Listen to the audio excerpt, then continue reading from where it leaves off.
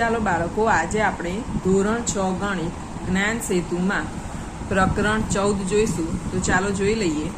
વિદ્યાર્થી મિત્રો, નીચેના આકારોને જુઓ અને એમાં કેટલા સમઘન આવેલા છે તે લખો.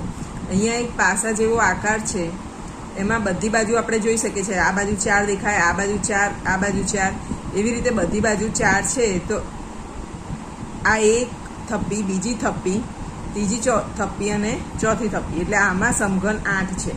એ રીતે આપણે જોઈએ તો આમાં 16 સમઘન છે, આમાં 16 સમઘન છે. આ આકૃતિ છે એમાં 20 સમઘન છે, આ આકૃતિમાં 20 સમઘન છે, આ આકૃતિમાં 2 સમઘન છે, આ આકૃતિમાં 48 સમઘન છે અને આ આકૃતિમાં 6 સમઘન છે. આગળ જોઈએ. નીચે આપેલા આકારના ઘનફળ શોધો. અહીંયા ઘનફળ શોધીને આપ્યું છે. તો પહેલાં સૂત્ર લખ્યું છે કે ઘનફળ બરાબર લંબાઈ ગુણ્યા પહોળાઈ ગુણ્યા ઊંચાઈ. તો 5 સેન્ટીમીટર ગુણ્યા 2 સેન્ટીમીટર ગુણ્યા 1 સેન્ટીમીટર, આનો ગુણાકાર 10 થાય છે. અને જ્યારે ઘનફળ શોધીએ તો એ ઘન સેન્ટીમીટર, મીટર હોય તો ઘન મીટર રૂપમાં લખાય. તો અહીંયા લખ્યું છે કે 10 ઘન સેન્ટીમીટર. બીજો દાખલો છે. આનું ઘનફળ શોધવાનું. પહેલાં ઘનફળનું સૂત્ર લખ્યું છે કે લંબાઈ ગુણ્યા પહોળાઈ ગુણ્યા ઊંચાઈ, પછી 3 સેન્ટીમીટર ગુણ્યા 6 સેન્ટીમીટર ગુણ્યા 1 સેન્ટીમીટર, તેનો ગુણાકાર આવ્યો છે 18. તો 18 ઘન સેન્ટીમીટર એનો જવાબ કહેવાય. હવે આપ્યું છે કે નીચે આપેલા આકારના ઘનફળ તમારી નોટબુકમાં શોધો. ત્રીજો, ચોથો, પાંચમો, છઠ્ઠો, 7, 8, 9 અને 10 સુધીના દાખલા છે જે આપણે આપણી નોટમાં ગણવાના છે. તો ચાલો ગણી લઈએ. અહીંયા આપણે ત્રીજા દાખલાનું ઘનફળ શોધેલું છે કે ઘનફળ બરાબર લંબાઈ ગુણ્યા પહોળાઈ ગુણ્યા ઊંચાઈ 6 સેન્ટીમીટર ગુણ્યા 1 સેન્ટીમીટર ગુણ્યા 1 સેન્ટીમીટર, ગુણાકાર 6 આવ્યો છે એટલે જવાબ આવ્યો 6 ઘન સેન્ટીમીટર. ચોથો દાખલો છે. ચોથા દાખલામાં પણ શરૂઆત કરી કે ઘનફળ બરાબર લંબાઈ ગુણ્યા પહોળાઈ ગુણ્યા ઊંચાઈ 2 સેન્ટીમીટર ગુણ્યા 2 સેન્ટીમીટર ગુણ્યા 4 સેન્ટીમીટર, એટલે જવાબ આવ્યો છે 16 ઘન સેન્ટીમીટર. પાંચમો દાખલો. ઘનફળ બરાબર લંબાઈ ગુણ્યા પહોળાઈ ગુણ્યા ઊંચાઈ, એમાં માપ છે 5 સેન્ટીમીટર ગુણ્યા 8 સેન્ટીમીટર ગુણ્યા 2 સેન્ટીમીટર, એટલે આપણો જવાબ આવ્યો છે 80 ઘન સેન્ટીમીટર. છઠ્ઠો દાખલો છે કે ઘનફળ બરાબર લંબાઈ ગુણ્યા પહોળાઈ ગુણ્યા ઊંચાઈ 17 સેન્ટીમીટર ગુણ્યા 8 સેન્ટીમીટર ગુણ્યા 7 સેન્ટીમીટર, તો ગુણાકાર આવ્યો છે 952. તો જવાબ લખીએ કે 952 ઘન સેન્ટીમીટર. સાતમો દાખલો છે. ઘનફળ બરાબર લંબાઈ ગુણ્યા પહોળાઈ ગુણ્યા ઊંચાઈ, એટલે કે 9 સેન્ટીમીટર ગુણ્યા 23 સેન્ટીમીટર ગુણ્યા 10 સેન્ટીમીટર, તો એનો જવાબ આવ્યો છે 2070 ઘન સેન્ટીમીટર. આઠમો દાખલો જોઈએ. આઠમો દાખલામાં લખ્યું છે સૂત્ર પહેલાં કે ઘનફળ બરાબર લંબાઈ ગુણ્યા પહોળાઈ ગુણ્યા ઊંચાઈ 8 સેન્ટીમીટર ગુણ્યા 7 સેન્ટીમીટર ગુણ્યા 13 સેન્ટીમીટર, એટલે આવશે 728 ઘન સેન્ટીમીટર. નવમો દાખલો છે. એમાં ઘનફળનું સૂત્ર લખીએ લંબાઈ ગુણ્યા પહોળાઈ ગુણ્યા ઊંચાઈ 15 સેન્ટીમીટર ગુણ્યા 10 સેન્ટીમીટર ગુણ્યા 9 સેન્ટીમીટર, એટલે આવશે 1350 ઘન સેન્ટીમીટર. દસમો દાખલો છે. ઘનફળ બરાબર લંબાઈ ગુણ્યા પહોળાઈ ગુણ્યા ઊંચાઈ, એટલે 14 સેન્ટીમીટર ગુણ્યા 2 સેન્ટીમીટર ગુણ્યા 1 સેન્ટીમીટર, એટલે આવે છે 28 ઘન સેન્ટીમીટર. આપણે આપણી નોટમાં અહીં સુધીના દાખલા ગણી લીધા છે. હવે આગળ જોઈએ. વિદ્યાર્થી મિત્રો, નીચેના કોષ્ટકમાં વિભાગ એ ના બોક્સમાં બનાવેલ છે, જેમાં લખોટીઓ ભરેલી છે અને તેનું વજન લખેલું છે. એક લખોટીનું વજન 20 ગ્રામ છે. વિભાગ બી ના બોક્સમાં રહેલ લખોટીની સંખ્યા લખેલી છે.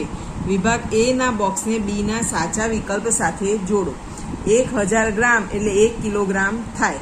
હવે જો અહીંયા 6 કિલોગ્રામનું બોક્સ છે, 9 કિલોગ્રામનું બોક્સ છે, એવી રીતે આ બાજુ લખોટીની સંખ્યા આપી છે. આપણને એ આપી દીધું છે કે એક લખોટીનું વજન 20 ગ્રામ જેટલું છે. હવે અહીંયા 450 નંગ લખોટી છે, તો આપણે એનું વજન કરીએ તો 450 નંગ અને બધાનું 20-20 ગ્રામ, તો 450 ગુણ્યા 20 એટલે 9000 ગ્રામ થાય. 9000 ગ્રામ. હવે 1000 ગ્રામ હોય તો 1 કિલોગ્રામ થાય, તો 9000 ગ્રામ એટલે 9 કિલોગ્રામ થશે. 9 કિલોગ્રામ અહીં લખેલું છે, તો એને એની સાથે જોડી દઈએ. બીજું છે 600 નંગ. 600 નંગને 20 ગ્રામ જોડે ગુણાકાર કરીએ તો 12000 ગ્રામ આવે. 12000 ગ્રામ એટલે 12 કિલો થાય.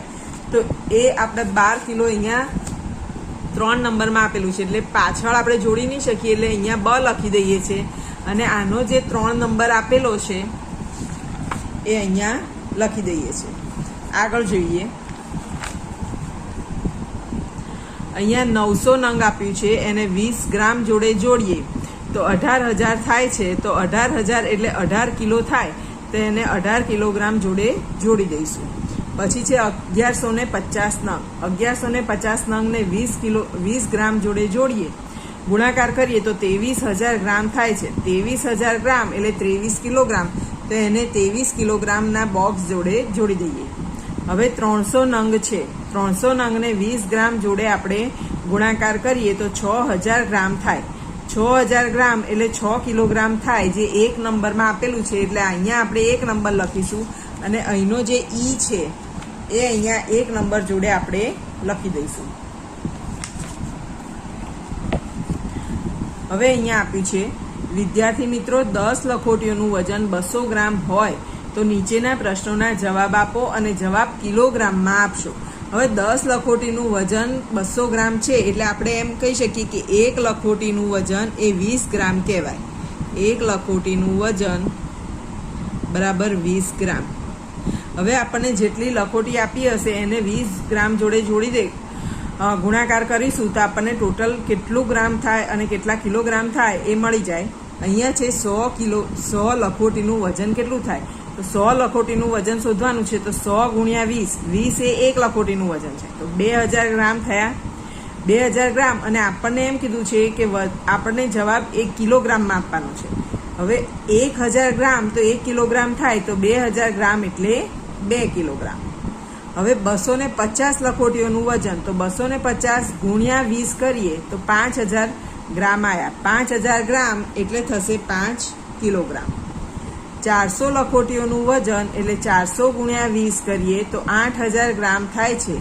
8000 ગ્રામને કિલોગ્રામમાં ફેરવતા એ આવે 8 કિલોગ્રામ. પછી છે 650 લખોટીઓનું વજન કેટલું થાય, તો 650 ગુણ્યા 20 કરીએ તો 13000 ગ્રામ થયા.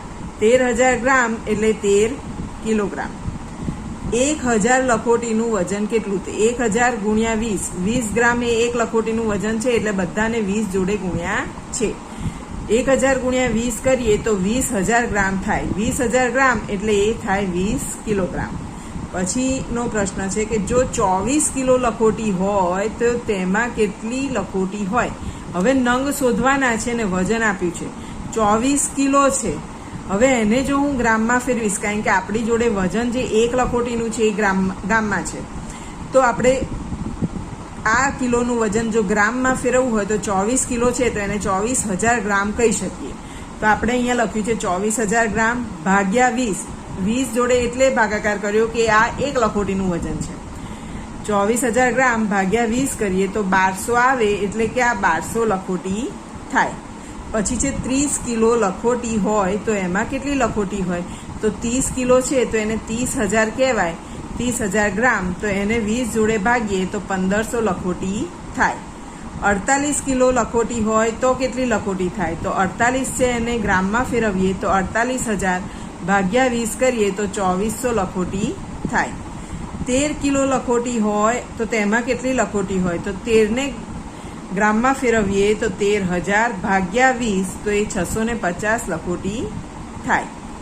39 કિલો લખોટી હોય તો એમાં કેટલી લખોટી હોય, 39 છે એને ગ્રામમાં ફેરવીએ, કિલોમાં આપ્યું છે આપણે ગ્રામમાં ફેરવીએ તો 39000 ગ્રામ ભાગ્યા 20, તો એ આવે છે 1950 લખોટી. તો આમાં 1950 લખોટી હોય. ચાલો બાળકો, તો આપણું આ પ્રકરણ અહીંયા પૂરું થાય છે. વિડીયો ગમ્યો હોય તો લાઈક જરૂર કરશો, તમારા મિત્રોને શેર કરજો અને ચેનલને ચોક્કસ સબસ્ક્રાઈબ કરજો. ચાલો ત્યારે આવજો.